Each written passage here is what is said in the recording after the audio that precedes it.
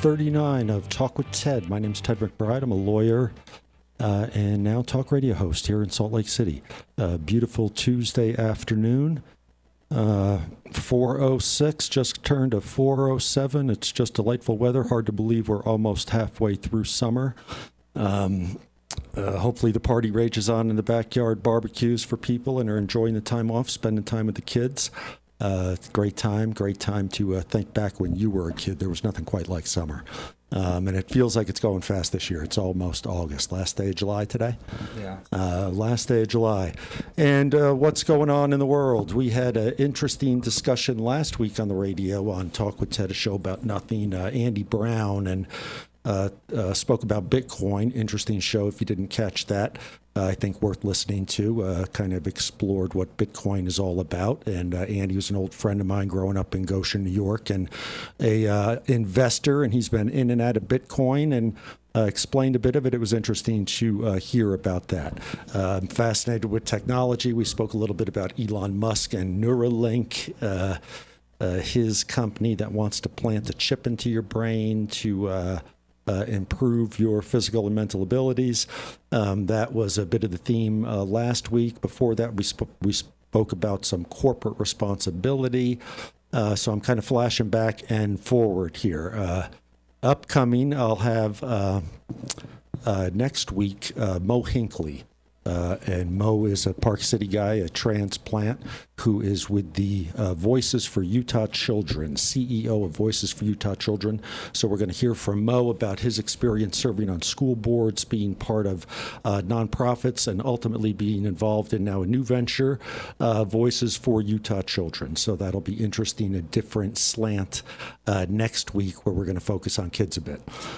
This week, I've got an amazing guest, a gentleman that I spied on LinkedIn, a gentleman by the name of Terry Fossum, captain, commander of a fleet of nuclear B-52 bombers in the United States Air Force. He is a quasi-celebrity, winner of reality television programs, inspirational speaker, leader of the Boy Scouts, and has a fascinating personal story on his route to near the top of the United States military.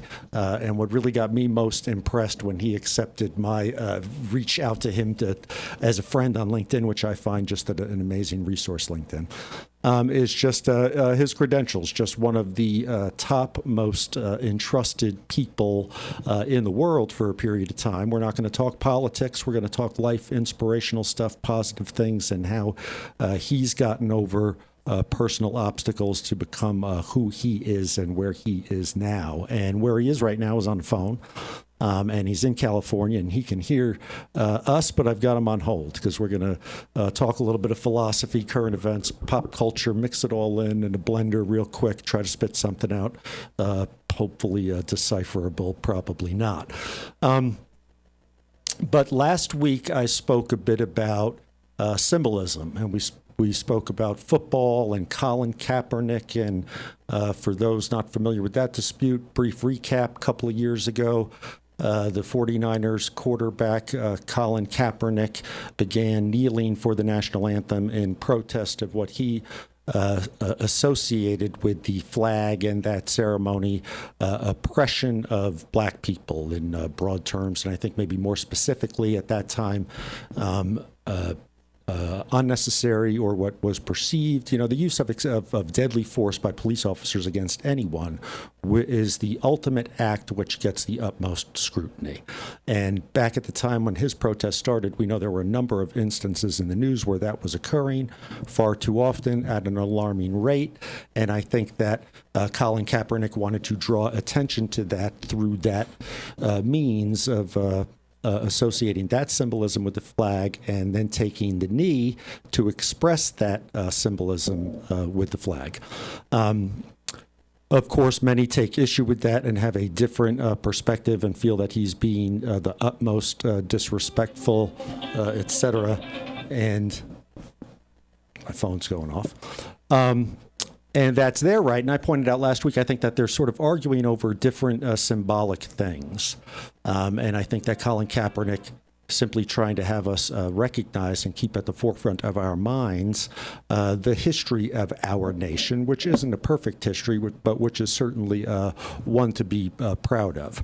And Colin Kaepernick had gone so far to influence Nike and Nike's decision to issue that sneaker with the 13-star flag, and so I got thinking about that, and is he then trying to force his interpretation of that symbolism on us by trying to sort of influence those markets? And I got thinking about that, and I think the answer is no, and that if Colin Kaepernick feels that he's empowered and has that position and can keep that awareness or shape that authority, or feels he's got some moral obligation to influence the markets in some positive way, I think that he's entitled to do that. And I think that's what the soldiers that charged Normandy to fight and protect our freedom ultimately protect. He has stopped short of endorsing any violence. Anything short of violence is fine. And so I credit him and honor him for sort of stirring that up and being courageous to step out. It basically cost him his career. Now, you could argue that he gained a lot of celebrity by it as well. But the point is I think it's ultimately a good example, because I correlated it last week with the historical story about Mormon pioneers and their standing up for their religious beliefs back at Pioneer Day in the days of 1857, 1858, when the federal government was resolving issues with the new territory of Utah, and pointed out these similarities in sort of protecting your beliefs. And I think that we can honor Colin Kaepernick for the same, for protecting his beliefs, what he believes he's doing, what he believes he associates it with. And I think that he's feeling some, sort of moral, inspirational journey to do that. Likewise, in the news, we have President Trump and Baltimore, and all of this discussion about whether some of the language that he used recently to describe conditions, was he describing conditions in Baltimore, or was he describing residents of Baltimore? That's basically the ultimate issue, because he used the terms rat-infested and described, some deplorable conditions that I think that in some objective sense, if we all looked at one apartment in Baltimore, one particular circumstance that was just the most extreme, dreadful circumstance, we'd all agree on the definition of it just being awful.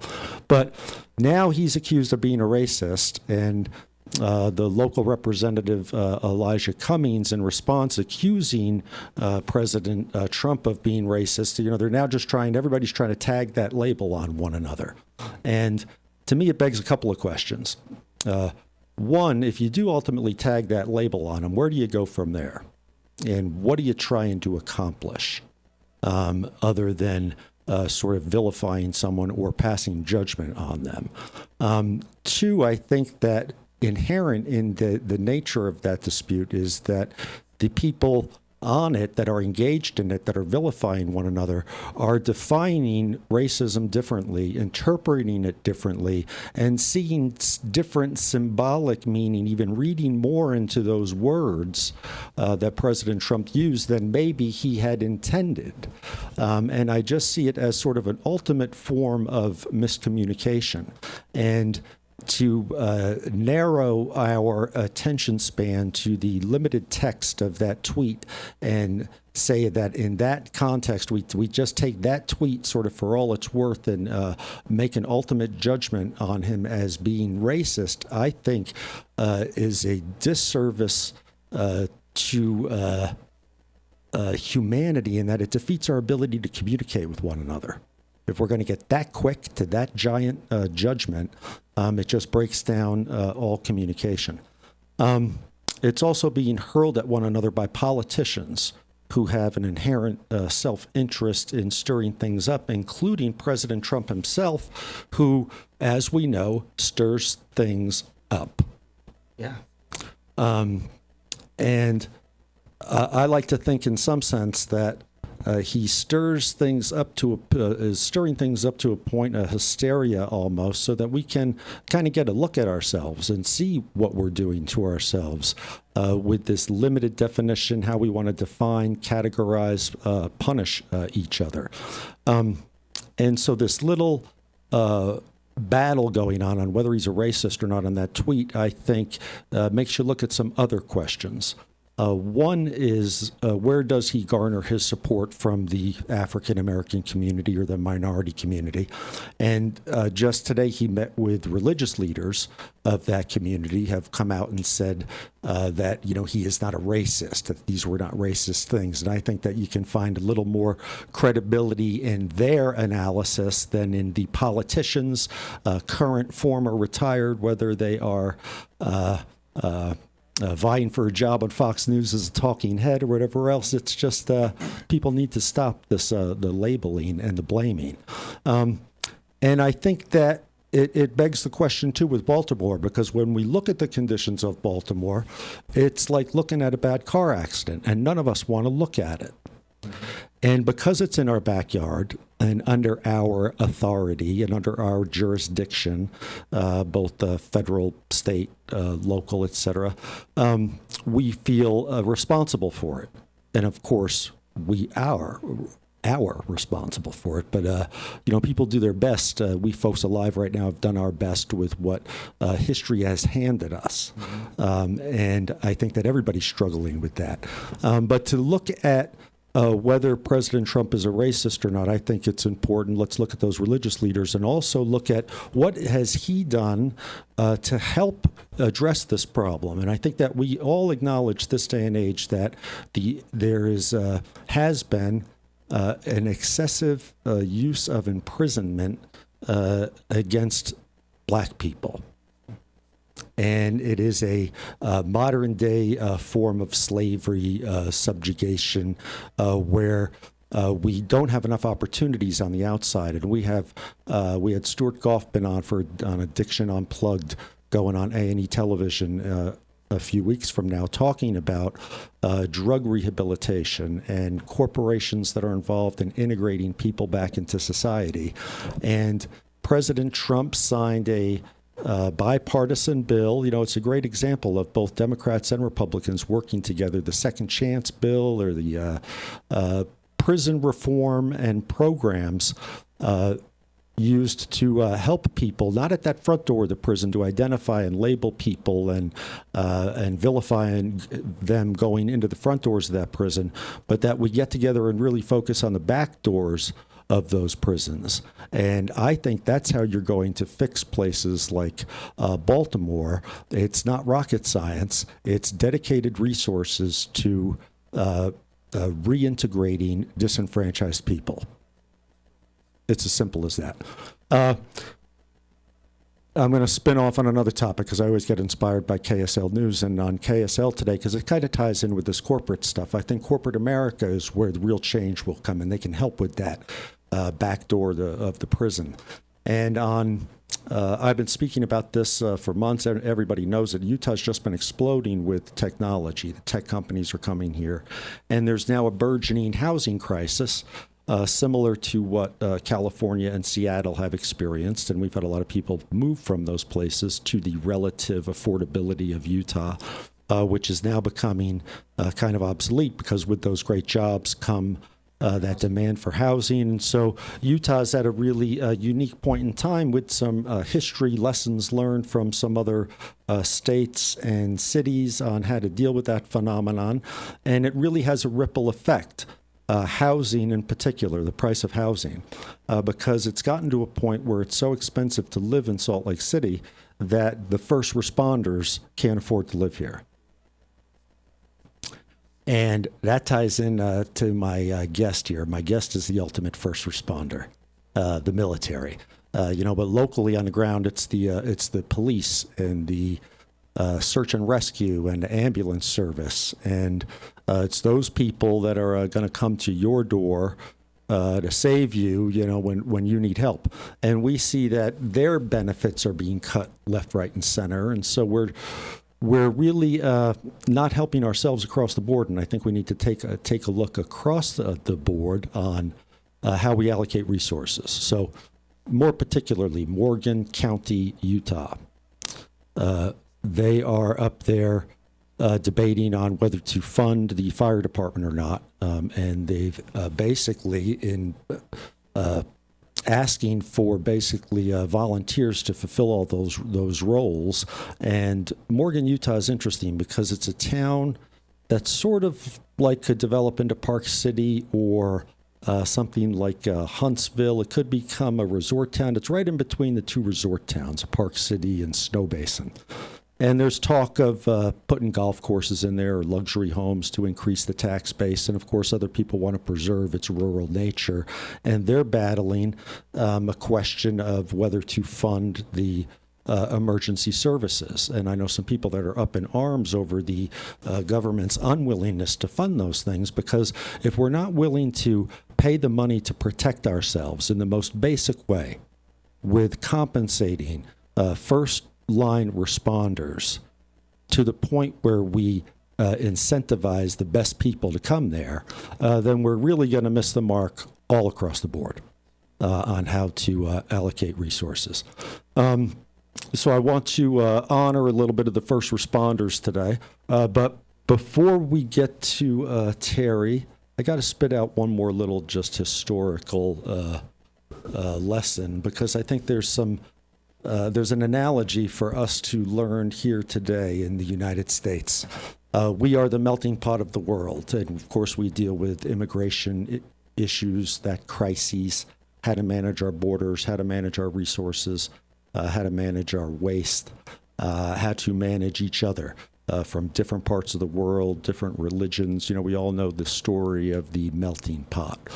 And I think that we're really being called upon now to sort of live up to those expectations and to treat each other with respect and with a gratuity that we live in a time and a place that we're able to meet people from all over the world and exchange and share those ideas. But we've got to learn how to manage all of that and those resources and those beliefs that accompany each of the different sects that make up modern day America. And we have a country that we can turn to and look at for a lesson, and that is the country of Haiti. And Haiti's got Haiti, slash the Dominican Republic has just got an incredible history. I'll give it to you briefly here. Christopher Columbus landed there in 1492, and it was occupied by indigenous people, as one might expect. It was originally colonized by the Spanish until the 1600s. The French joined in and got the basically west side of the island, and the Spanish controlled the east side of the island. And over the course of 150 years, it was the epicenter of the slave trade, and as well as the coffee and sugar industry. And it was one of the most profitable colonies of all time, and really the confluence of colored person's culture, because of course they were being kidnapped from all over the world and sold into slavery, including right there on the island of Haiti. And it was just that confluence of all of those different tribes from even Africa that landed there. So curiously, the French Revolution itself inspired the ultimate freedom of the colony itself. In 1789, there was the French Revolution. In 1790, there was basically civil war in Haiti. You can imagine, who was in control with that French government there. There was actually a decree from the Assembly in France, the newly installed sort of I think this is sort of during the Robespierre time. I'm not sure. I might be off on that. But a decree that freed all the slaves in Haiti. And that decree couldn't be put into effect in Haiti because of the social structure. So at that time, there were 500,000 slaves in Haiti, and there were 32,000 white people. And curiously, over the course of 100 years, a mulatto population arose. And we can all, imagine how that happened with affairs, et cetera. But they were given certain property rights. but not full rights, and then discriminated against. But they were actually honored some rights. Ultimately, there was an uprising. Napoleon tried to restore order. There was a revolution, a civil war revolution in Haiti, and it's been in disarray for over 200 years. There's never been a consistent government there. But when they first had the revolution, they divided up the land, Alan, to try to equalize it among the population. But what had happened, there were too small parcels for each person, so they needed to figure out a way to congregate and then share the administration of those resources, and they failed at it. And I point that out because I think that we're at a point in time here in the United States similar to how Haiti was, and they were sort of the first revolution from slavery is what I'm talking about, the consequences of that on the heels of the first revolution from the monarchy in France.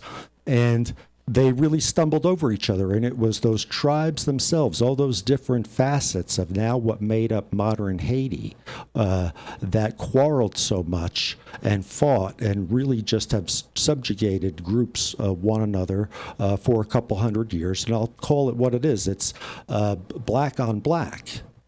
And here we are now in the United States where it's black on white, on Mexican, on Asian, on, and we have every mix here.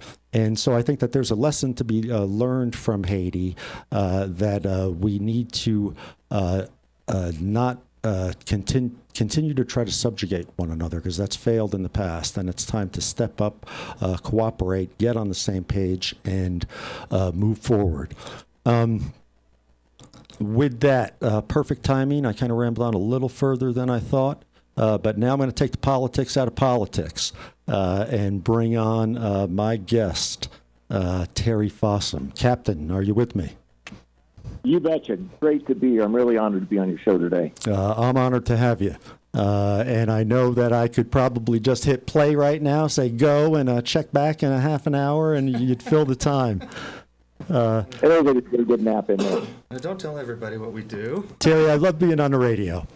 I know you. You're a man that's overcome a lot of struggles. I know that everybody has struggles, and I just love being on the radio. I've had my struggles of late, and this is an escape for me. So you're going to help me escape today. How does that sound?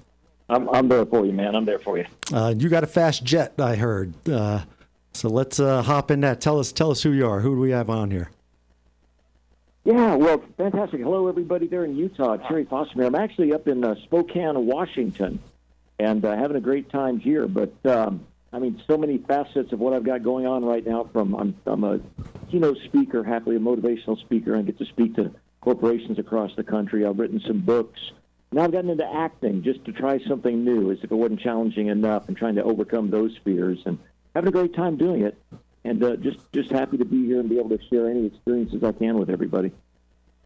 That's awesome, and I noticed not a mention of your military career in your own little personal description there. Why is that?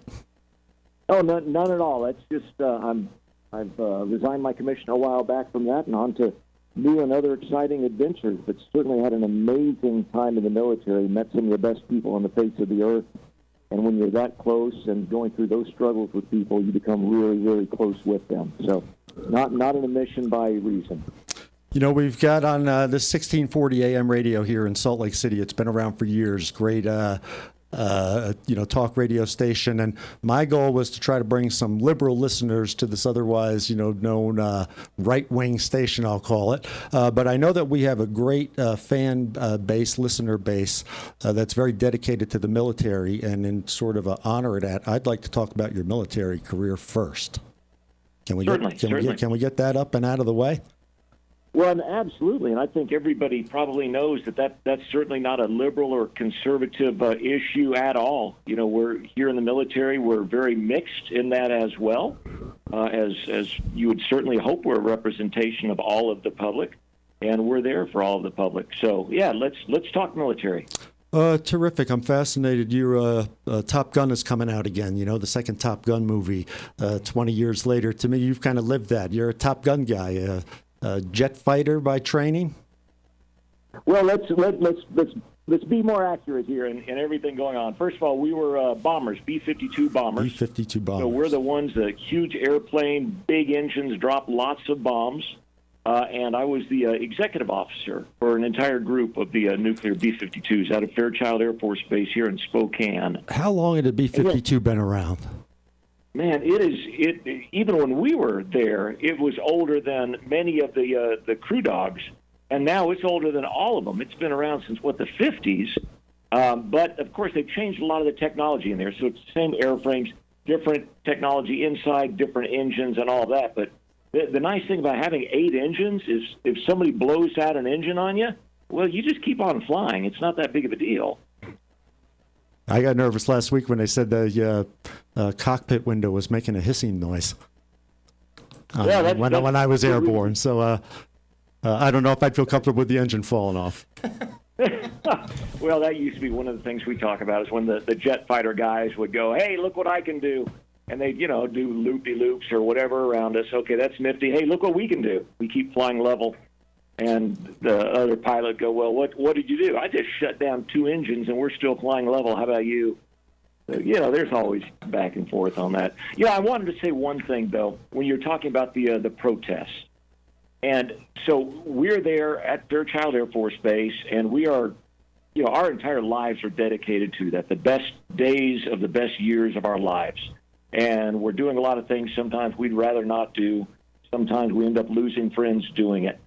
And outside of Fairchild Air Force Base, at the front gate, as we were driving in to our jobs to go fight for everybody's freedom, there were protesters outside, nuclear protesters, because we were, again, a nuclear-equipped B-52 base. And they're holding signs and talking about how bad it is and all of that, and all of us would go by work each morning and see those signs, and it would motivate the heck out of us. We thought it was fantastic because what we were doing, what we were sacrificing every single day for, and some of my buddies, their lives for, was their ability to do that, their right to get out there and do that. We thought it was the best thing ever, and we were sorry when they finally gave up on it. You're describing the same thing I see, that sort of confluence between the two sides, a misunderstanding. Yeah, that's exactly right. I mean, I didn't take it personally. They weren't saying that I was ugly, or that I was a bad person. They may not have agreed with those methods. And you know what? That's okay. One of the biggest things we need to do in our country today is stop trying to piss each other off. Yeah, isn't that the stop truth? Getting mad at everybody else. I mean, let me give you a great example. We're way off topic on your military career, but I'll get us back to that. Go ahead. All right, you got it. No, you go ahead. You run us off, and then I'll get you back. All right, you got it. My wife is a Democrat. I am a Republican. And people ask us all the time, how in the world do you do that? We listen. We don't try to convince the other person. We try to learn from the other person. We try to find the medium ground. And if we disagree, and if we say, we have to agree to disagree on this, we let it go. We don't think the other person's a horrible person because they think differently than we do. Let's face it, we all change our minds from now and then. Let's try to get knowledge instead of just trying to convince everybody. Back to the military. Well, that you just struck a chord with me. The change of mind, I think that's important, that people need to be willing to be open to change. Absolutely. And stop trying to think the whole world should believe exactly as you do. One of the things we say in business in the board of directors, if you have a board of directors that all agree with you, you've got the wrong board of directors. You got to find a bunch of yes men. Yeah, absolutely. So let's just learn to love, man. It's okay, and that is something coming from... Now you sound like a hippie, not the Air Force guy I thought we were going to have on. Well, how old are you, Terry? I'm a whopping 55 years old now. 55 years old. Yep. Wow, I looked at your profile. I got to tell you, you've accomplished a lot in 55 years. You're making me feel inadequate here. So your Air Force days were when? What years were you at the height of that command? Let's see. I arrived at child after my training in January of '88, and I got out in '87, right after we had a shooter go through our base hospital, and 4 of my buddies flew a B-52 into the dirt. Right as I was going out of the military, my last job official job was helping take care of the shooting victims at the Fairchild Air Force Base Hospital. Oh my! I didn't put that together with you. Yeah. That's okay. I don't put that on my website. So much has happened since then, right? Yeah. In this crazy world of ours, and we deal with this. We deal with it on a micro level with the Second Amendment. You know, who gets the guns? We deal with it on a macro level with the national politics, with who gets the nuclear bombs. Can North Korea have a nuclear bomb? But it's such an interesting ultimate question: who's left with that authority? But I'm glad it was in your hands for a period of time, and hopefully entrusted in people like you currently. Well, I can tell you that the men and women in the United States Armed Forces are an amazing bunch of people. Now, they are people. They're just like you and me. They make mistakes. They screw up. They're real people. But all of them have sworn to an oath that they will put down their lives for your freedom. And that, to me, makes every single one of them heroes, whether they're peeling potatoes, flying airplanes, or boots on the ground. They're an amazing group of individuals. Yeah, it's the ultimate put your money where your mouth is. And, you know, we've learned a lot of lessons in Vietnam on how to treat our returning soldiers. And I think we're still learning those lessons now, because when I see on the ground here fights over funding healthcare and mental health benefits for veterans and first responders suffering from PTSD and such, I feel it really disrespects that calling that you folks respond to.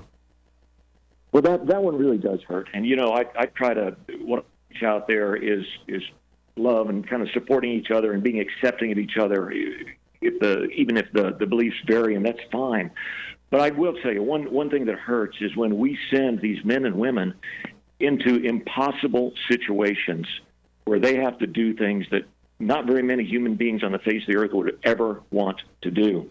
But it's their job, and they're forced to do it. And the only reason we still have our freedoms is because they have. And then they come home, and we expect them to conform back into any semblance of a normal life, and especially without help. That can't happen. Yeah, and in the most that's why extreme we're saying- circumstance, they get prosecuted. That Eddie Gallagher got prosecuted and acquitted here. You know, I always think of that as being the most extreme situation. You know, imagine you're called to be a sniper or something, and then suddenly you're facing homicide and war crimes. You know, there's obligations even in fighting. It's a great challenge beyond risking your life. You bet. And very, very few of us want to do that. You know, I at no point went, I can't wait to drop bombs on the enemy. At no point did I do that, and neither did any of my buddies. But if we were called to do so, we did what we had to do. And it really is, you know, we talk about mental health issues. We are creating mental health issues. It's part of the job.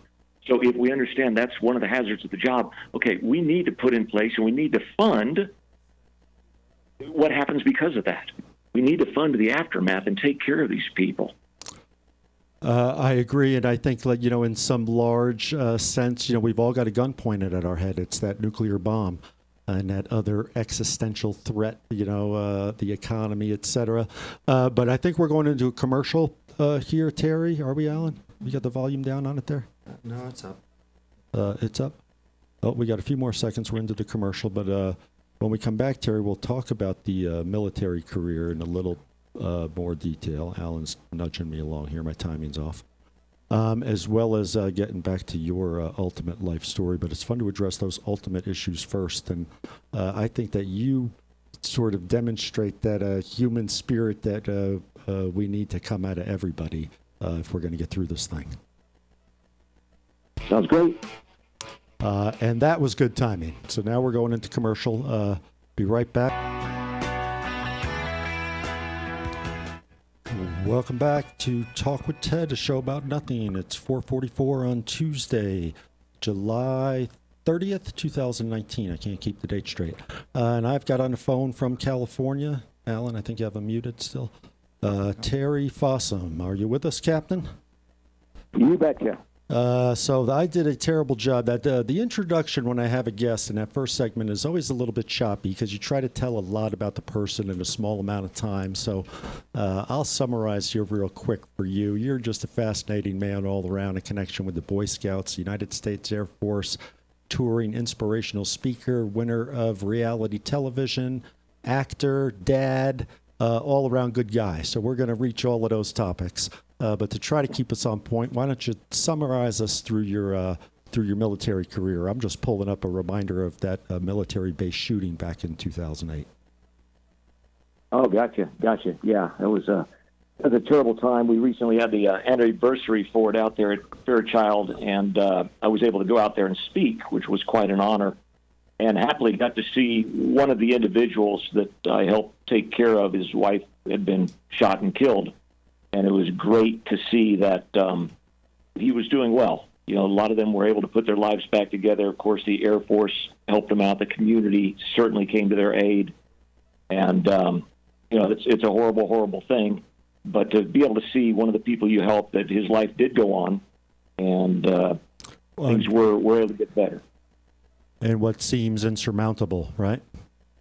Yeah, indeed. And same thing with the crash. I received a phone call from the base several years later that Ken Houston was his name, just an absolute hero in there for getting on that airplane to begin with. And his son was getting his Eagle Scout.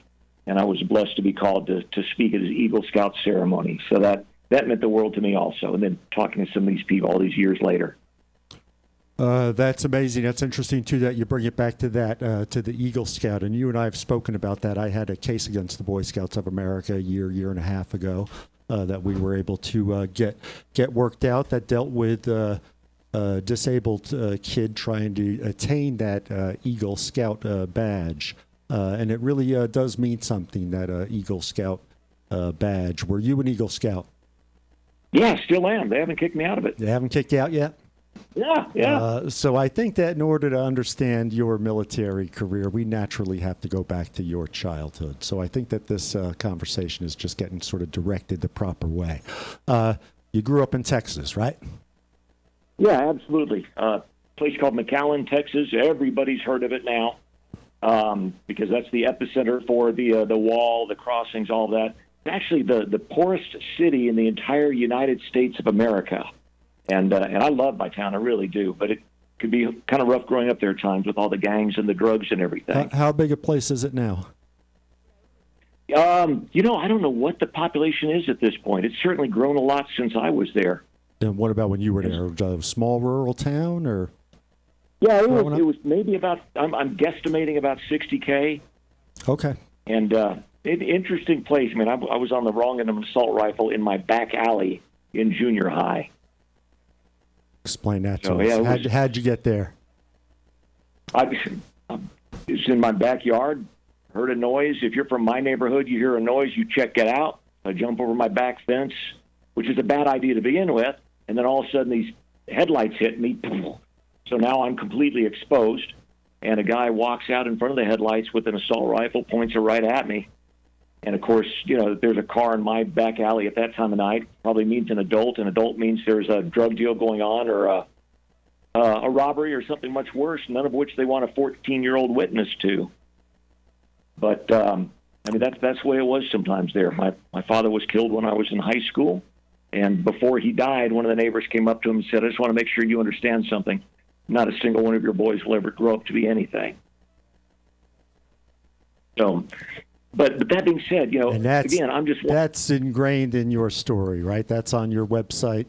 That sparked you, didn't it? Well, it did. And, you know, it's my hope that it helps a lot of other people because I'm just one of millions and millions of stories just like it or worse. You know, I've got no special backstory. Everybody, every single person on the face of the earth is going through challenges. You are... Alan is, every listener is going through a challenge right now. Everybody is. And everybody's got something in their history. The point is to leave it there. You know, not take any more baggage than you need to take with you. I think that's true. And I think everybody's got a little something in their subconscious history, too. You know, I see it even going back to the comments by President Trump and these considerations of whether someone's racist or not, I think that there's some historical guilt and historical blame, and we need to reconcile that somehow. Well, I tell a story about I was backpacking alone deep in the back country of Death Valley just last year. And, of course, I've got about a 70-pound pack on because you need to carry all your water and everything. There's not a lot of it there. And I'm going up a cliff. And, again, I'm by myself. Nobody knows where I'm at. Yes, I know that's dangerous. It's what I do. And my foothold gave loose. And I jump for a handhold, and I catch this handhold, and it's degrading. So I'm looking down the cliff going, this just got bad. Okay, the only way I'm going to make it is to unstrap my backpack. So I carefully and quickly got that done. I watched my backpack with my water, my shelter, everything falling down this cliff, head over heel, and bam, down at the bottom. Now, the point there is I was able to make it down. We all carry too much baggage. The only place baggage should be is in the past. When I'm going on my adventures, I take as little as necessary and leave everything else behind. So we need all these bad things, scenarios we keep playing in our mind, these arguments we had yesterday, last week, a year ago, that we keep playing over and over. You got to leave that behind and move forward, man. I agree. I've been a lawyer for 25 years, Terry, and I've seen over that course of time sort of this, of course, the accelerated communication, everybody having a voice with the internet, et cetera. I see pop culture, modern society as everybody playing lawyer. It kind of drives me crazy. Everybody's certainly playing God. They're certainly playing judge. And there's everybody's got a lawyer in them. I've told that to people and lawyers I trained for years. Everybody's got sort of a natural lawyer in them, that advocate that wants to stick up for the cause and sort of save the day. And I think that if there's anything I've learned over the course of 2.5 decades being a lawyer, you need to caution against your own righteousness, because you get lost in the brightness of your own side, so to speak. Yeah, absolutely. And one of the quotes that's gone out there for me, I guess, is, I care less about what you believe than how you treat those who disagree with you. Yeah, and then aren't we talking about, going back to the intro, talking about how people are integrated back into society, not how we're labeling each other out here. Yeah. If you disagree with one of my beliefs, that's fantastic. No need to attack me for it. I'm not a horrible person because I disagree with you. And you're not a horrible person because you disagree with me. I'm not going to attack you. I'm not going to paint you in a bad brush. We disagree on this issue. Fantastic. Let's go get a beer. Yeah, and people want to throw in broaden the context of, like just that communication with President Trump. They want to add their own meaning to things and then make certain conclusions, and we're just away from the problem. Can't we all agree that Baltimore is needs help? So let's do something about it. It's one thing to go, okay, let's talk about what we think about the issue. It's a whole other one then, let's do something about it. And for the people in Baltimore, let's do something about it. In your neighborhood, let's do something about it. We wait for the government. We wait for society. We wait for a nonprofit, somebody else to handle a situation. You know what? Pick up a paintbrush. Pick up a garbage can. Get out there. Let's watch less TV and go out there and make a difference in the world. And it's true. And sometimes, we respond when it's a natural disaster, a world disaster, in Haiti with the earthquake in 2010. And, of course, it gets a lot of attention at the time. But then it gets sort of lost and forgotten. There's not an ongoing effort to really help those in need. Absolutely. Whether it is a big circumstance like that or an everyday circumstance going on in every one of our cities today. Every one of our cities, every one of our towns, every one of our neighborhoods, for the most part, has something that needs to be taken care of. And the crazy thing is, it's got the manpower right there to do it. So let's not wait. Let's not wait for somebody else to solve our problems. Instead, man, get out there. Yeah, and that's where I think the solution is in corporate America, not the government. We need to motivate corporate America to really step up to do the right thing. Spread that wealth more equitably, have access to better food, better resources, better medical care. Interesting stuff. And I'll look up that corporate could have a part of that as well, but I'm going to take it back to the individuals. because I don't want me to go, you know what, you're right, corporate should do more. You know what, I should do more. We should all do more. We don't need to wait for somebody else to do more. We can do a lot to help our own neighborhoods, our own towns and cities. Well, now you're making me feel guilty, but hopefully this counts, having you on this radio show to spread this word. Hopefully I'm doing my part. We're off topic again. I didn't think we'd get this far off, but I kind of knew we would, because I know that's what you're all about. You're not about you. So let's talk about you again. Let's get to something a little bit fun before the top of the hour break. You were the winner of a Fox reality television program. Let's give a little teaser into that before we go into the top of the hour. You bet. I go down and check my email one morning, and I get an email from a casting company. We're casting a brand new television survival reality show, pitting 10 of the top survival experts in the country against each other while dragging along a complete novice, kicking and screaming. And we think you'd be great. Find out after the commercial break which one I was. The expert or the novice? You were the novice? No, I was one of the experts. Oh, thank goodness. I was the token Boy Scout and the token old guy. I was the oldest person on the show, and the guy that I wore my Scoutmaster uniform the entire time on the show to represent all of Boy Scouts of America. No pressure. That's awesome. And what did you have to do? It was pure survival. They dropped us into the Fijian jungle, not the nice parts, but the really nasty parts. My partner was an online video gamer. All of these people had never even camped out in their backyard. So here's this. So you're teamed up. You got the online video game guy? I've got the fully tattooed, pink and blue hair, tongue pierced, atheist online video gamer by the name of Natalie.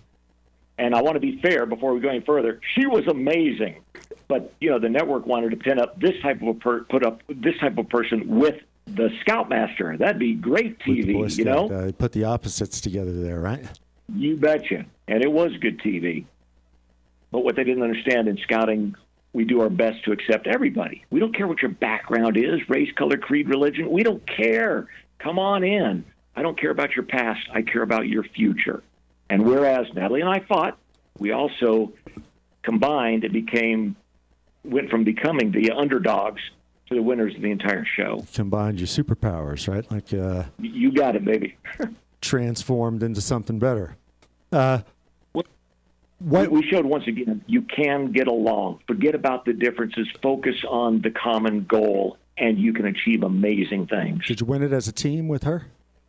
Oh, there's only one way to win that show, is as a team. If it wasn't for her, I could not have won. And it was on for a number of weeks, right? Yeah, it was over. It was 8 weeks that it was on prime time on Fox, and you can still. It was on Hulu quite some time after that. It's now on my website at terrylfossum.com if you want to go over there and see all the episodes. It's kind of funny. And what year was that, Terry? Or when? It was about 3 years ago. We were actually immersed in the jungle, and it aired 2 years ago. So I had to, for an entire year, I had to keep quiet that I'd won $250,000. Is that right? Yeah. Did you have to eat bugs to do it? Of course we had to eat bugs. That's where I turn those programs off. Oh, man. Seeing the Fear Factor, one of the worst out there, was the same executive producer, so we knew we were in trouble. And that's why I swore I'd never be on one of these stupid shows, because, I mean, I do survival. I've done survival in the Amazon and everything else, but I don't like to eat that stuff. What was the hardest thing about the survival? The hardest thing was indeed pairing up with somebody that's almost seemingly your polar opposite, and helping somebody who's never even been in the outdoors before exist in a complete survival situation, starving and sleep deprived in a jungle. Love it. For me, it would still be the bugs. I think I could deal with the personality. I don't know if I could deal with the bugs.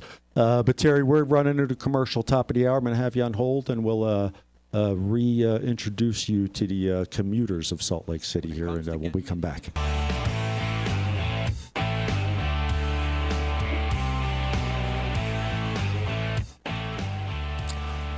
Welcome back, Salt Lake City, 5:07 on Tuesday, July 30th, 2019. Apparently there's a bit of a meteor shower show going on last night, this morning. So if the skies are clear, I think it was last night, but it might be worth looking up in the sky. But we've got a guest that's a bit of a star himself, Terry Fossum. Terry, you still with us?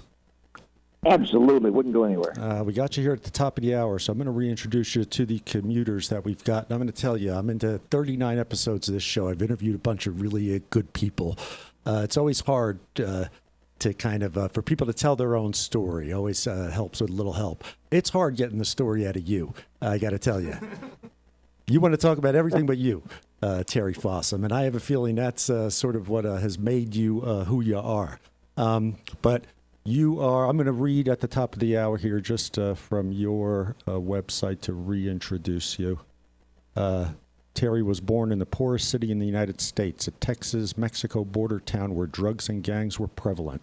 In junior high school, he stared down the barrel of an assault rifle one night in his own back alley. In high school, his father was killed. Before Terry's father died, one of their neighbors came up to him and said, "I just want to make sure you understand something. Not a single one of your boys will ever grow up to be anything." Terry received his degree in mechanical engineering from Texas A&M University. From there, he received a commission as an officer in the United States Air Force.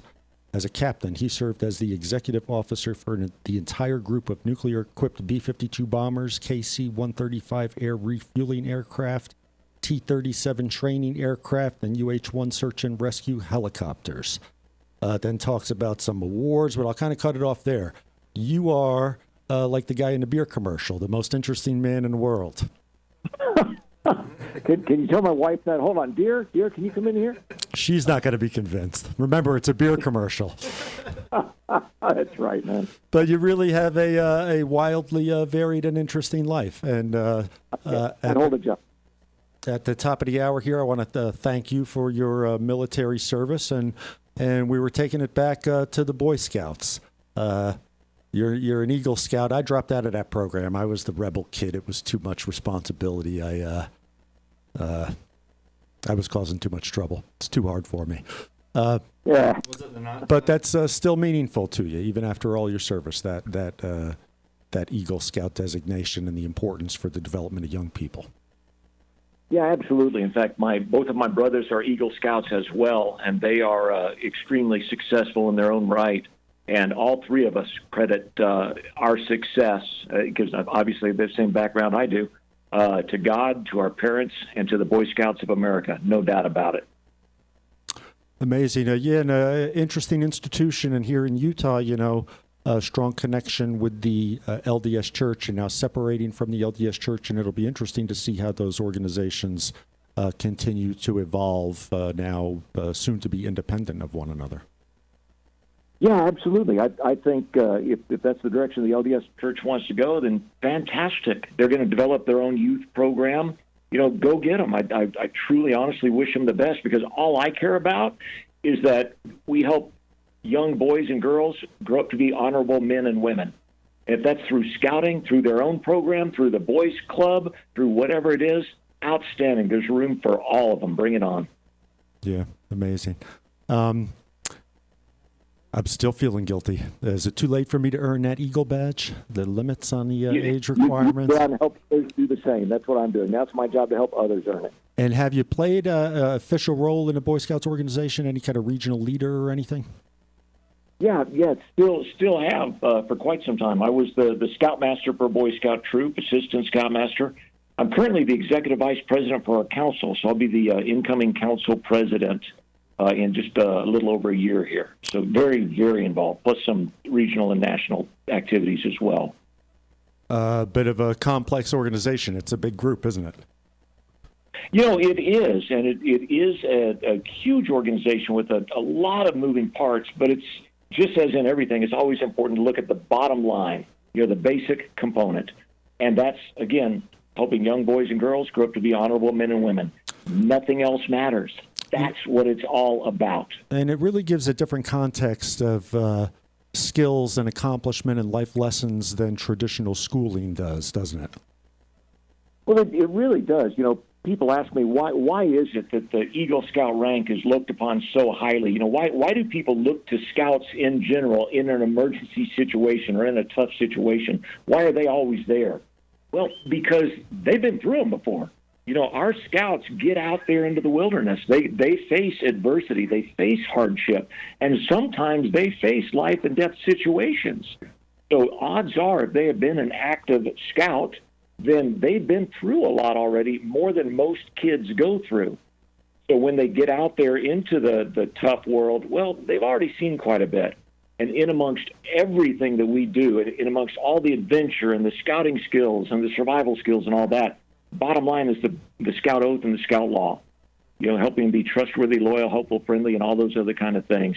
That's what it's truly all about right there. Yeah, and if you call that indoctrination, that's a good positive indoctrination, isn't it? Yeah, absolutely. And whether I have people come up to me all the time and say, you know what, I didn't make Eagle Scout, but I made whatever. And I always ask them, did you learn the Scout Oath and Law? Well, yeah, of course we learned that. We did it every week, and we try to live by it. That's what you're supposed to get out of scouting right there. It's not a badge. It's not an honor. It's ethics. And you got out of it what you were supposed to.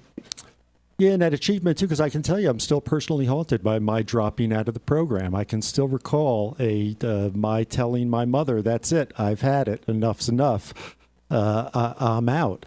My interests were in other things, but I still, I don't want to call it guilt. It's not that.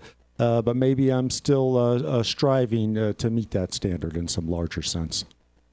Well, everybody has their own way of parenting, and I'm not bucking any of that at all. So listeners, don't get me wrong here with what I'm about to say. Don't call in and say horrible things. My boys both came up to me and said, "We want to quit. We're tired of this. We don't like it. We want to quit." My answer was no. Wait a minute, you're going to make us do it? Yeah. I'm a parent. I'm going to make you do things you don't want to do sometimes, and this is one of them. And, well, we don't want to go on campouts. Tell you what, we'll give you, or one of them said that, we'll give you one camp out a year you don't have to go on, and that's fine. And after we had that conversation and gave them that, they went on every camp out. It was just, it wasn't about they didn't really want to do it. They were just being kids, and that's okay. And now they're both Eagle Scouts, and one of them's manager and moving up in a grocery chain, and another one is in the United States military. Is that right? Congratulations. Yeah, thanks. Thank God. That important, you think, that at that age, the role of the Boy Scouts in personal character development? Zero question in my mind. But again, I don't want to negate other youth organizations as well. There's a lot of great organizations out there. Find your fit, but Sure. Find something. Sure. Not just video games or hanging out in the in the neighborhood. Find something. Get out there and do it. Now they're making money at video games. I saw a kid made $1 million the other day for winning some video game competition. Yeah, my son that decided he was going to be a professional video gamer told me the same thing. I showed him the stats, what percentage of them make it in video games like that, the same kind of stats as in sports figures, and said, okay, keep playing video games, but keep going to school and figure out a real game plan while you're doing it. And did he do that? Absolutely. But thank God. He still does it. He still does video games as a hobby. Hey, that's a modern-day version of watching TV, only at least it's interactive. It is highly addictive, and that is indeed a challenge, and a challenge we went through. But when it came through that, once again, no choice. No, you're not going to be that kid that lives in our basement and plays video games all day. It ain't going to happen that way. Well, then he actually is, in a job I can't talk about in the military. Ah, fascinating. Yeah, it turned out really cool. But again, scouting for him, and I'll talk about one of them specifically, because he's a brilliant kid. He was in trouble in school every single day. Brilliant kid. Yeah, that was me. Yeah. Trouble, Yeah. not the brilliant part, the trouble part. Yeah, well, and here, and he had trouble making friends. In scouting, he had friends. We call it a patrol. So he had kids that hung out with him. And they're still all best friends to this day, no matter where they are in the world. Yeah, it was amazing here in Utah when I represented that young man, Logan Blythe. He had a beautiful story, a young man with Down syndrome whose family had relocated to Utah, and he had very difficult times establishing friendships in school and in church, and found that he was incorporated with the group with his participation in the Boy Scouts. And so before that disappointment with the Eagle Scout Award, here was this kid with these limitations that just got so much out of it because of those relationships that you're describing. Yeah, absolutely. Because again, much like the military, we are all so close because we go through so much together. Through so much hardship, sometimes terrifying hardship. In scouting, yeah, they go through a lot together. They go on 50-mile backpacking trips in the mountains. It's tough. They're in pain. They have to take care of each other. They have to depend on each other. And through those sort of things, you forge friendships that you won't get by just hanging out or playing video games. It's pretty amazing. That is amazing. It's interesting, too, you talk about the parallel with video games and professional sports, the likelihood of becoming, a professional athlete. And I think that while sports are great, there's got to be personal development in learning those games that transition to other skills, not just inner city kids hope that he's going to be the next Michael Jordan. Yeah, absolutely. And that's why I very much encourage activities that have those sort of good interactions, that have moral teachings along with them, whatever that might be, that teach responsibility and caring for others and all of that. Not just something to pass your time, but something that's got meaning to it and is fun. Because, again, let's face it, they're kids. And is this what you do now with your life? Pass along this inspiration through these different activities, whether it's television, acting, reality TV, Boy Scouts, speaking, attending memorials. Do you have a real job, Terry? Well, I certainly my entire goal in life is to help as many people as I can before I die. So this is extremely important to me. I want to leave the world a better place. How am I making my money as it is? Yeah, I'm a keynote speaker. I'm a corporate speaker. So I do very blessed to get to go around and speak to companies and to the individuals within those companies, because the thing to keep in mind if you own a company is everybody, all the employers want their employees to operate at the top level possible. Well, they can't if they're having trouble at home or if they have other challenges going on, et cetera, and everybody does. What I do is I go in. Go ahead. No, go ahead. Well, I go in and I try to, in my keynote, be it a 30-minute, hour, half day, whatever, try to help teach people and inspire people how to get past the things that have been holding them back, whether it is the fear of failure or self-doubt, complacency, fatigue, whatever it might be. And I tell the story of my brother that if we have a few minutes, I'll tell if you like. Go for it. Okay, so very quickly, and I got to say, not every story has a happy ending, but we can still learn from it. Again, you just said where we grew up and the circumstances. And my brother decided he wanted to become an astronaut. Now, they don't have astronauts from my hometown, okay? And again, not every story has a happy ending, but we can learn from it.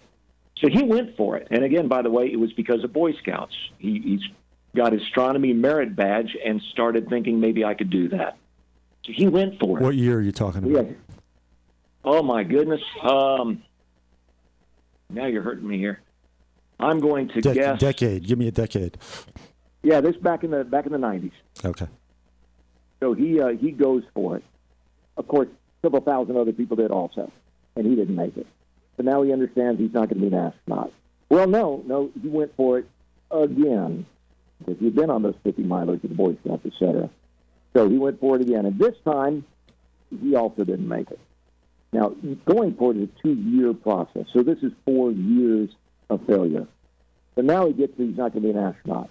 No, he goes for it again, and again, and again. I just told you, not every story is a happy ending, but we can learn from it. Now Mike gets he's not going to be an astronaut, right? No. He goes for it again. Now, I'm doing a condensed version of a very, very, very painful story, as you can imagine. I mean, this hurt. This hurt bad. And this time, NASA chose number 6. He was number 7. But the story gets worse. His buddy across the street, they've been going for much less years than Mike, made it. He didn't. But it gets worse. When his boss at NASA calls him in, he's working for NASA at the time, calls him in and says, Mike, you get it now, right? You're not going to be an astronaut. Quit. Give it up. You're now too old. It's no longer improbable. It's now impossible. You get it now. Give it up. In fact, it got even worse. You've been working your career for this pipe dream that was never going to happen to begin with. We tried to tell you a lot of years ago, over a decade ago, we tried to tell you you're not good enough. You're going to lose your job if you don't start working your career for your career.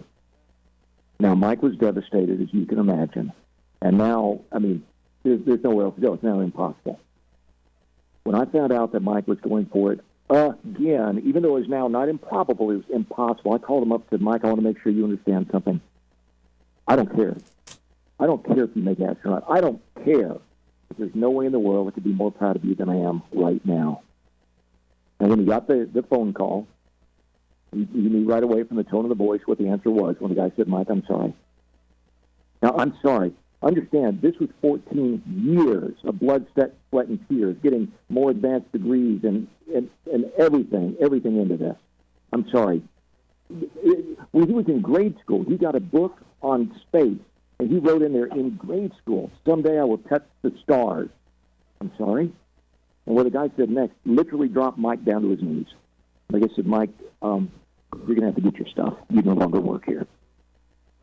Because you've been selected to be a United States astronaut. So that's a story about overcoming adversity and going for it time and time again, not giving up no matter what, even when the world is against you. Because we all have challenges. We all have adversity. We all have things in our background. But we can all accomplish great things, whatever that means to you.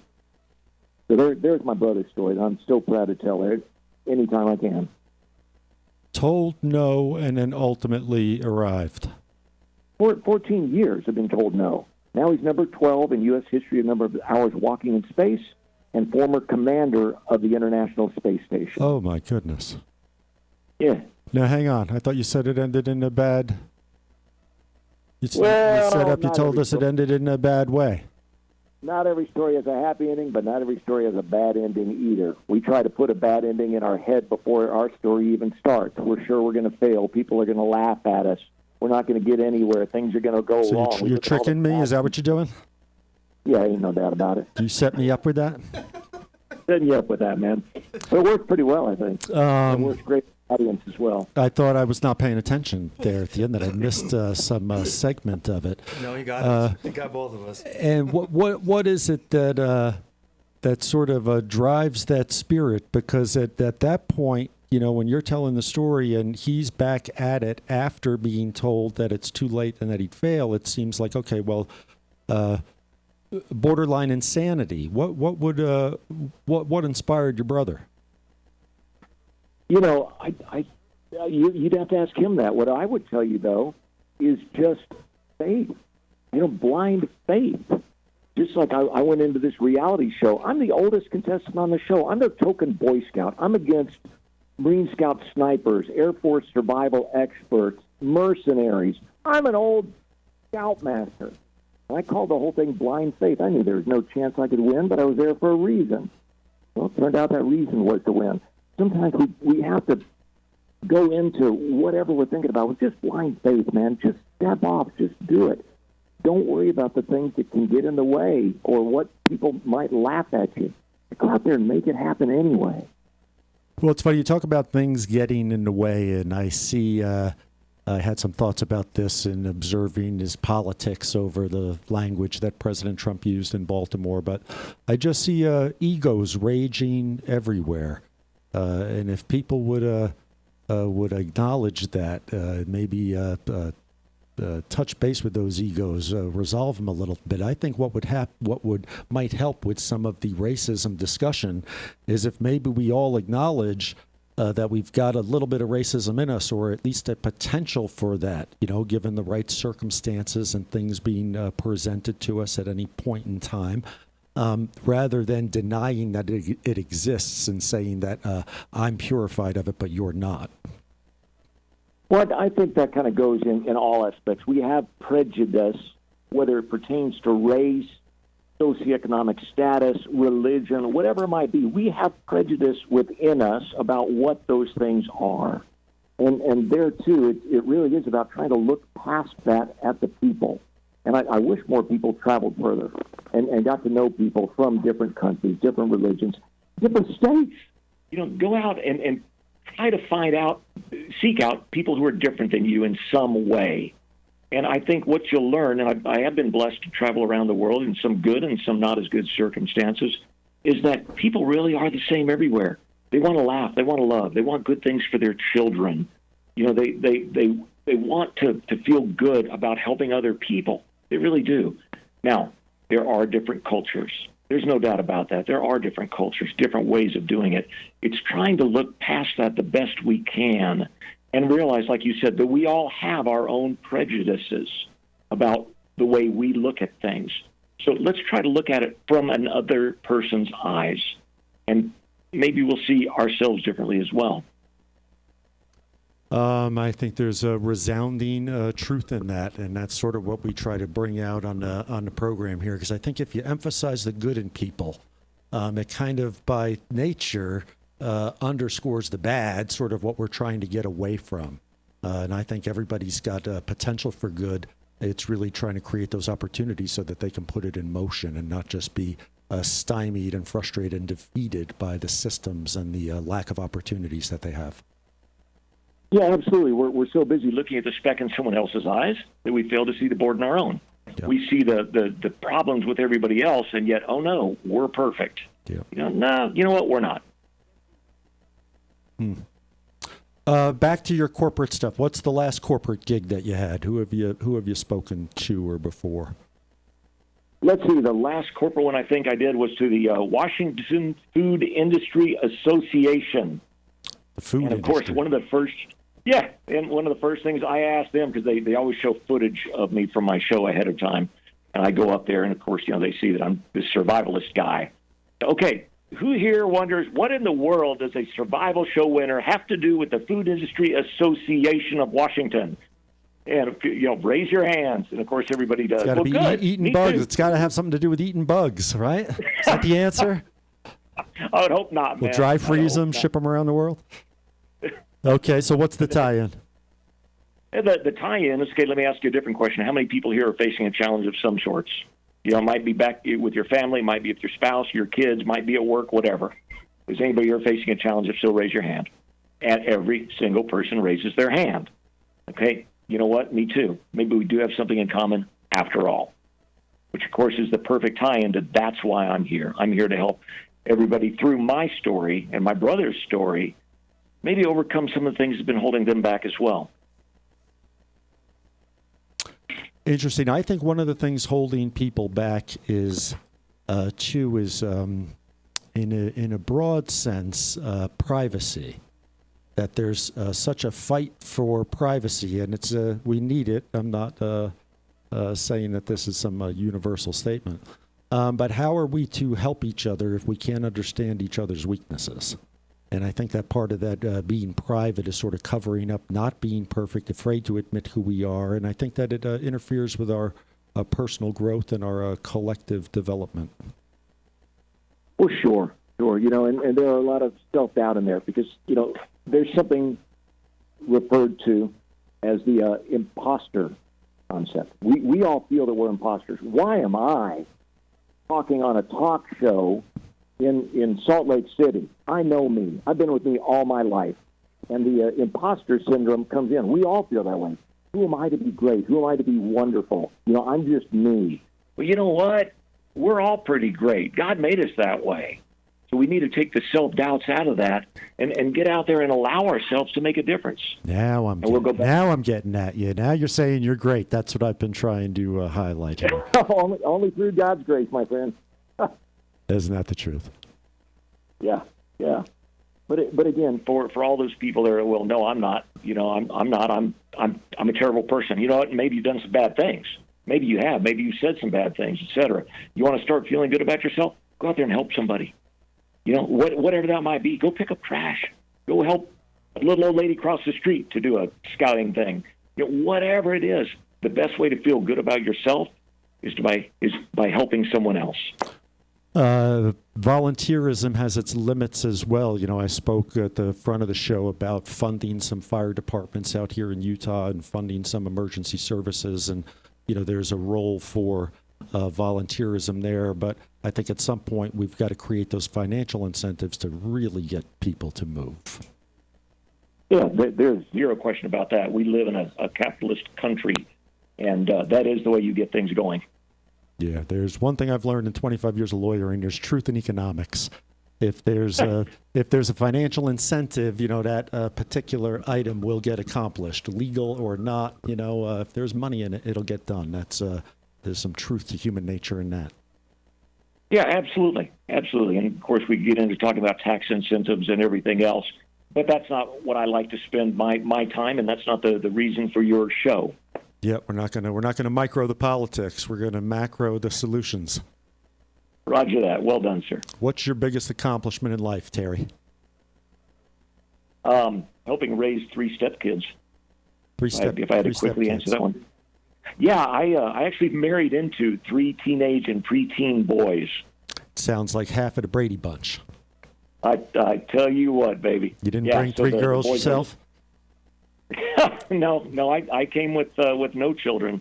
I came with 2 dogs. Married into 3 young men and a cat. Interesting. And have had influence on their lives, is what you're telling me. By the grace of God. In fact, what I did, because these boys needed a positive male role model in their lives, is I was blessed enough I was able to retire. And I called up my business partners and I said, "Hey, guess what? I just retired." And they're like, "Wait, what?" Yeah, there's always ways to make money. I'll always figure out something. Anybody can figure that out. I've got one shot with these young men. I've got one shot to turn these little boys into honorable men, and I'm not going to screw it up. That's the most important thing in my life now. And that played a role in your decision to retire? Oh, absolutely. Yeah, absolutely. These boys, and I mentioned the one, needed me. They needed me to walk them to the bus stop in the morning, and they really needed me to be home when they got home. And I was extremely blessed to be able to do that. Was it a sacrifice? No question about it. Was it a real sacrifice? Not even a little bit. I gained much more by being able to do that and be there and be with those kids. Did you play a little Mr. Mom role? Absolutely. Heck yeah. Mr. Mom and Mr. Disciplinarian and Mr. Love and everything else. Lots of love, lots of discipline in that order. That's amazing. And where are they now? I know one's got the secret job. We won't ask for details on that, but let's honor where they are now, those boys. Yeah, absolutely. The oldest one is working corporate at a local food chain, and very happy with his job that he's got there. Another one is actually in the same food chain as a manager in a store, moving his way up, and he's a very, very good man himself. And then, of course, Seth has got an Air Force job that we're extremely proud of him as well. But each one of them, what I told them as they were getting older and of that age to make those decisions, is I told them, I don't care if you're rich or poor or famous or unknown or any of those things. I don't care. I want 2 things for you. Number 1, I want you to be honorable. Number 2, I want you to be happy. Out of there, I don't care. Be yourself. And each of them have reached that at this point in their life. That's amazing, and congratulations for that. Praise to God. Let's back up down the list. Your second greatest accomplishment before that. Now you get into, indeed, I'm not in talking about my accomplishments. If I've helped anybody out there make a difference in their life, and hopefully I have, then I've accomplished something. And that would be, if I had to come up with something, if I've helped anybody do that, to get over something holding them back, to have a better marriage, to have a, better relationship with their kids, whatever it might be. Then there it is. And I think part of that in the modern day, Terry, is, in the corporate world, the military and veterans benefits is really an acknowledgement and providing of services for mental health benefits. I just think that we still don't recognize the true damage that so many of us suffer from, and the collaborative effort that we need to address those things. Because I think everybody suffers from insecurities, financial insecurities, death in the family, sickness, depression. And I just think the more open we can be about these things, the more we can help one another. Yeah, I think that's absolutely true. And of course, we were talking earlier about the first responders. And you think of everything these people have seen and see on a daily basis. Do we expect that they're going to come away from that the same as the way they were before? I mean, there's no way. Yeah, and they're fighting in places like Ohio over providing insurance benefits for them. I just find that mind-boggling. Insurance for the mental health treatment of the first responders. Yeah. You go in there and look at that, or you go in there and deal with that. Have the gun pointed at you, be put in that life-threatening situation, or be shot at, or stabbed, or any number of things. Yeah. See some of the worst the society has to offer. Be in some of the worst situations. We just need to come to the understanding that is part of the payment for services. If we're going to have people to do that, not only do we give them a salary and benefits, et cetera, but we need to understand that the mental health aspect must be tied into it, just like the military. Yeah, to basically preserve that asset that's there to protect us. Yeah, absolutely. Because right now we're doing them a gross disservice. The people who serve us the most. Yeah. You see it here, and you see it playing out with, there's a program here in Utah and Salt Lake City where they're providing some funds to help first responders with down payments and mortgage payments and, access to housing. But I just find that totally unacceptable that those people that provide those basic essential services for us, that the essence of the front line of those government services, and we just want to cut them off. We might as well have no benefits at all, or no protection. Well, and you must ask yourself, and I truly don't mean to be harsh here, so I apologize if I offend anybody by this statement. But you mentioned earlier that, we are indeed a capitalist society. It follows the money. And if you're not going to pay these people the money that they deserve, give them the benefits, including the mental health benefits that they need, you're not going to get the quality people there. Yeah. And that's not, that's just a fact of it. You're not going to attract the right people or any people to that job. Yeah, and ultimately, on top of that, I agree with that 100%, and it ultimately is a slap in the face and a lack of respect for those characters, because it is a certain character that wants to serve in that role. It's really disrespectful to them. Yeah. We saw just played out too with the 9/11 fund at the national level, the debate on that. Yeah, we want to call these people heroes. We want to give them a plaque, pat them on the back, see how great they are, salute smartly, and carry on. Yep. You know what? They deserve more than that. Let's stop talking and start acting. Yep, agreed. Terry, we're about to go into our final commercial break, and we got one more segment to go. We're going to try to summarize your inspirational life story. You can share some nuggets with the local Utah crowd and the internet audience, and we'll try to see if we can't contribute some positive energy to this dysfunctional universe we're in. Thank you so much for the opportunity.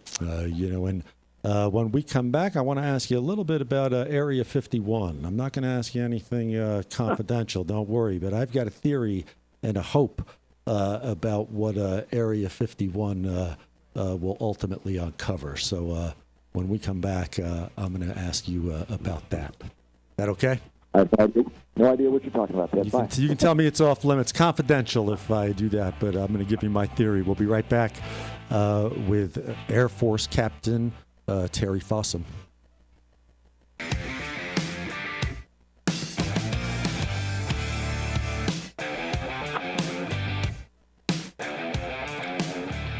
Welcome back to Talk with Ted. It's 5:43 on Tuesday, July 30th, 2019, and I've got Captain Terry Fossum on the phone with me. Are you there, Captain? You betcha. Final segment. Thank you for indulging me and letting me share your career and story with the audience here in Salt Lake City. It's an honor. Again, thank you for your service. And on the way into that commercial, I was talking about Area 51. So I've got an 11-year-old daughter, and she's worried about this internet joke about converging on Area 51. And I told her that we should just hang out well outside the periphery and sell water to people. going in and out, and we'll profit off of it. But of course, there's a lot of people that think UFOs and aliens and this and that. And I'm hopeful that what we'll find at Area 51, and I have no doubt what its purpose is, and that certain things need to be confidential for our own good in this dangerous world that we live in. But I'm hoping that because there was no place politically to build a nuclear storage waste facility to get approval anywhere, that Area 51 will contain a secret nuclear storage waste facility for humanity to deposit the remnants of the nuclear bombs that we dismantle. That's what I think the conspiracy is, and I think that the alien is ourselves, because that would be very, very alien of humanity to do that. But I think it needs to be the ultimate goal. Okay. Which part of that is the ultimate goal? The denuclearization of the world. You know, and obviously, let me say before I get into this that the opinions expressed are merely my own, and I don't pretend to know everything. I don't know anything, so. Yeah, I don't know anything, and everybody can have their own thoughts on this, and that's fantastic. Like we've talked about, I respect your thoughts as much as I respect my own. Now, I'm not a fan of nukes. I'm really not. And I'm not saying that as some, BS thing here. I'm really not. Anything you go, oops, and it screws up for thousands of years, isn't that good of a thing? Yeah, and Oppenheimer knew it the moment he invented it, right? That classic video of, I forget his first name, escapes me.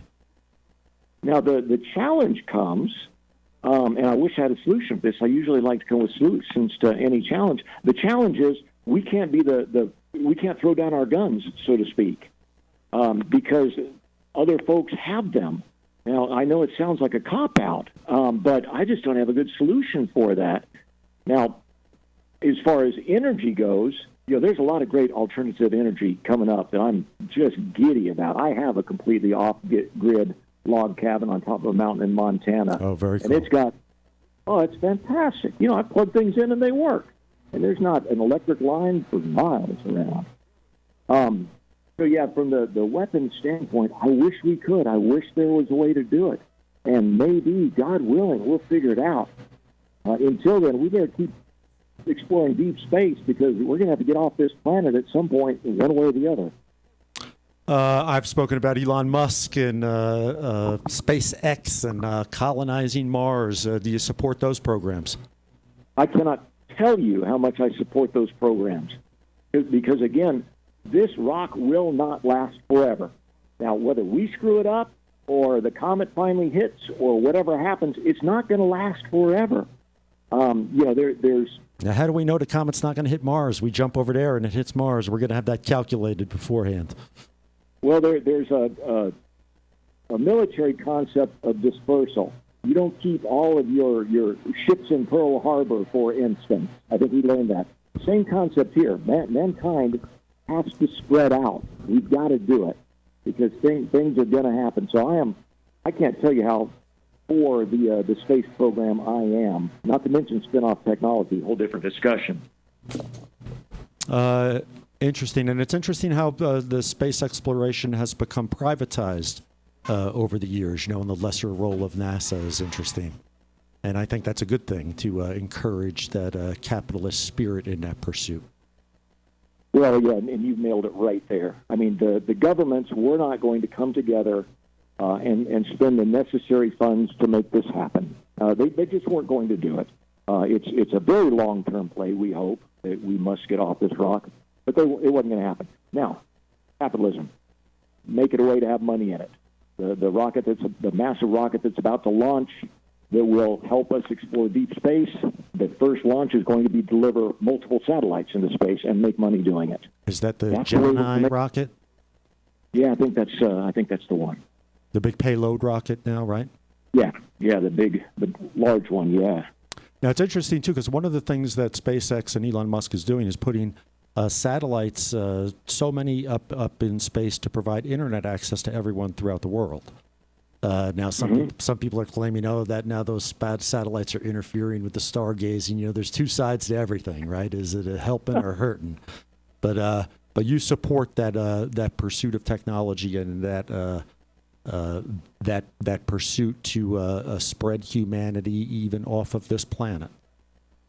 Yeah, absolutely. And you actually touched on so many things there that there's people even griping about that. We have become a society, to jump back to that for a moment, that loves to gripe about things.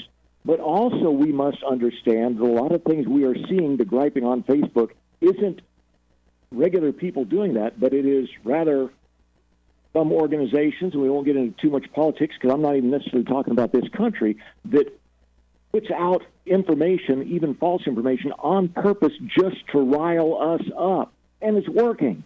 I see things that are forwarded on Facebook that are just outright bull. And if we would go to Snopes.com, we'd see that. But it riles people up, and it divides the country. Say it again. If you go to what.com, you see that? Snopes.com. What is that? Never heard of it. Oh, my gosh. Yeah, go onto that site, everybody, because all of the Facebook things that come out that say, this happened, Mr. Rogers has tattoos, that's why he wore a sweater, and everything else, or this politician said that one said that. If you go to that website, it will tell you what's real and what's not of all the bull that's out there.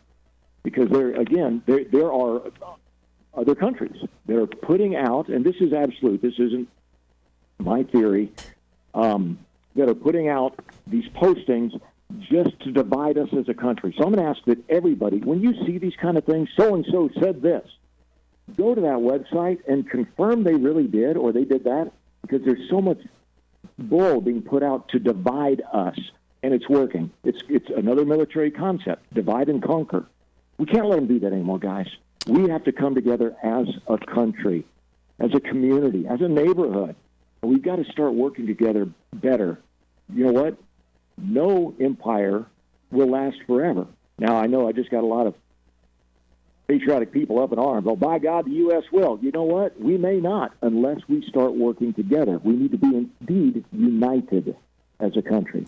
Because democracy can be a really inefficient form of government. It was not predicted to last as long as our experiment has here in the United States. We've got to appreciate that fact that it's evolving and do what we can do to preserve it. Yeah, us in the military a lot of times like to joke, it's the worst form of government in the world, except for all the rest of them. That's true. And in that sense, it's a beautiful form of government. And of course, it absolutely. And of course, the model for the world. And maybe we'll learn some things about ourselves and human nature and psychology and how we resolve disputes, because it just seems to be on a full, out of control display right now that the political debate is really sort of bringing out the worst in both sides. I was in Egypt, and I was sitting with a local overlooking the old city there. And I saw him truly contemplating something. I finally asked him, what are you thinking? Because actually I was thinking about the United States. When you go back there, please remind them that they are a lighthouse for the world, and the light is getting dim. They've got to come together. The entire world depends on it. I think that's true, and I've always thought, that growing up in the United States and experiencing, I grew up in New York, a lot of different people, very mixed culture, and we're fortunate to interact with people from those different parts of the world. And don't we prove here, that once we get here and we're American and then we integrate, can't we see right here in our own backyard, right in front of us, that people are the same all over the world? Absolutely. Absolutely. Again, we want the same things. I've been to many different countries, and I try to get into the locals, which is a blast. And I found they all want to laugh. They all want to love. They all want to be loved. They want to raise good children. They all have the same challenges with their children, with their spouses. We're all the same. We really are. Now, we might have been raised in a different culture with a little bit different way of doing things, but the bottom line is we all want to have the same basic needs. We have the same wants, and we really can work together. Sometimes it ain't easy, but it can be done. It has to be. And it's interesting. I see that played out in language and communication too. It's hard enough for us to communicate when we speak the same language. When we speak different languages and rely on translation, that's even harder. But when you see things or documentaries of villages, remote villages in Africa, and where these people have nothing, but you see that they share the same joy in life that we do, that laughing with your kids and playing with the dog, the simple little things in life. And we really are, we all want those same precious things no matter our circumstances. Yeah, absolutely. I've been to those remote villages you're talking about. I've looked into those eyes. I've seen those smiles. I've seen the love. I've seen the fears. You're 100% correct. Yeah, and the same fear that we have. How are you going to provide for yourself? Will the rains come? Will the monsoon come to water the fields? Or they have similar problems too with people selling out to businesses, selling natural resources out that aren't for the good of the community. Humanity is unfolded similarly all over the world. Yeah, absolutely. We live in the best country in the world. There is zero question about that. But it became that country by a lot of people fighting for it. A lot of people sacrificing for it. A lot of people helping other people. That's the only way this country got established to begin with, and the only way it became as strong as it did. We've started to lose sight of that, but it's not too late. We can still come back around to that again if we all make those sacrifices, which include we're not always right. So let's understand people and accept them with the way they believe. Yeah, it's a really hard thing for people to admit they're wrong in this world. Our systems are set up the legal system is set up to sort of polarize people like that, to micro-examine actions, rules of evidence that don't allow for the full context of things to be explored. And we live in difficult systems for us to get along, whether it's judicial system, financial system, the criminal justice system, and I think that we need to look at all of those things with an eye toward advancing and promoting a collective interest. Yeah, absolutely, and that's the only way we're going to keep going. Again, we could lose this, guys. I don't mean to be frightening anybody or ticking anybody off, but the truth is, we could lose this. We've got to start working together better. And again, taking our own personal responsibility. Don't wait for the government to take care of the issues, to clean up our neighborhoods, et cetera. Let's get out there and do it ourselves. We've got the time. We're in America. We're in a first world country. We got the time. We have the resources. We can make this happen. But it takes people figure out what rolls your socks up and down. Well, whatever Terry, charity, whatever cause. I think that the challenge, I think there's been, good people with good intentions, rulers over the course of time. The challenge is allocating those resources and keeping people motivated at the same time. But I see real solution in corporate America, and we have the analytics now to sort of predict what consumers want. And I think that consumers can really begin to shape corporate America and drive results, support corporations that support charities and do things. And I'd like to think of it as sort of the democratization of capitalism. We've got the individual control over the voting, but I think that there needs to be sort of a revolution or an acknowledgement from the top to just get corporate America to compete against itself for ultimately us, the consumer, and that the consumer have better information about the products that we're consuming and the efforts that those corporations that we're supporting are doing to support communities. It's interesting you say that, because in one of my corporate speeches, I talk about exactly that if I walk into a business and I see a handicapped employee, you own me. I'm there. I don't care if your product costs more, not as good selection, et cetera, et cetera. If you are helping that person help themselves, I'm there. I went to a hardware store that I wasn't really that fond of recently, but they were nearby. Okay, I'll drop by, pick up a couple bolts and screws. I pull into the parking lot, and there's a sign, veteran parking only. And you know what? It was only a couple of spots, and it was a signed I got for $15 on the internet. But it meant the world to me. That's awesome. You're right to look for those companies that are doing good. They're not just selling goods; they're doing good. Yeah. You bet. We can all jump on that. Yep, and I think we could put the analytics to use to figure what that answer is without even getting that feedback from the consumer this day and age. We know what people need. They need opportunity. Terry, thank you for your time. You've made the most of the opportunities presented to you in your life, including putting up with me on this show. But I really appreciate you coming on and inspiring the listeners here. Any final thoughts to share with Salt Lake City, Utah? Well, I want to thank you guys for your time. I really appreciate it. I know it's it's a very sacred resource, and I appreciate you spending it with me. So now let's do something about it. If you heard anything that makes any sense at all today, let's do something about it. Get out there and make it happen. And you can let me know about it. You can reach out to me on my website, terryfossum.com. And there's a contact me thing. Let me know. Let me know what you're doing. Let me know what you think, something you agreed with, didn't agree with. I don't care. Go ahead and reach out to me. I'd love to hear from you. Blessed to have you. I'll go to my grave feeling guilty about giving up on the Eagle Scout when I was younger, and I'm sure you guilted my mom, too, for not kicking me in the tail a little bit harder. Go out there and help other people. You're there. Thank you for the inspiration. I'll follow up with you on the outside. Terry Fossum. Next week, I've got Mo Hinckley, Voices for Utah Children. Certain to be a good show. Thanks for listening, folks. Drive safe and have a great Tuesday night.